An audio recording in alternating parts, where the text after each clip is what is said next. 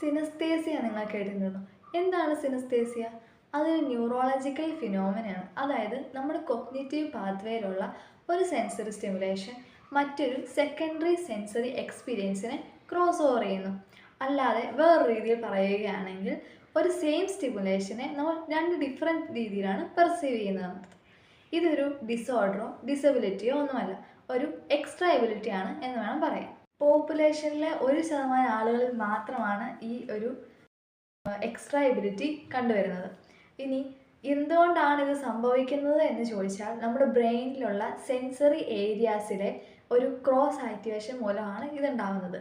മാത്രമല്ല sensory പാത്വേയിലെ increased connectivity മൂലവും ഇതുണ്ടാവാം. Extra എബിലിറ്റിയുള്ള ആളുകളുടെ പ്രത്യേകത എന്ന് പറയുന്നത് അവർക്ക് സൗണ്ടുകൾ കാണാനും കളറുകളെ കേൾക്കാനും ഒക്കെ സാധിക്കുമെന്നാണ്. അപ്പോൾ ഒരു എക്സാമ്പിൾ പറയുകയാണെങ്കിൽ കളേർഡ് ഹിയറിംഗ് ഉള്ള ഒരു വ്യക്തിക്ക് അയാളുടെ ഓഡിറ്ററി കോർട്ടെക്സും വിഷ്വൽ കോർട്ടെക്സും ക്രോസ് ലിങ്ക്ഡ് ആയിരിക്കും. അതായത് അവരുടെ വിഷ്വൽ എക്സ്പീരിയൻസിനെ സൗണ്ട് ട്രിഗർ ചെയ്യുന്നു എന്ന് വേണം പറയാൻ.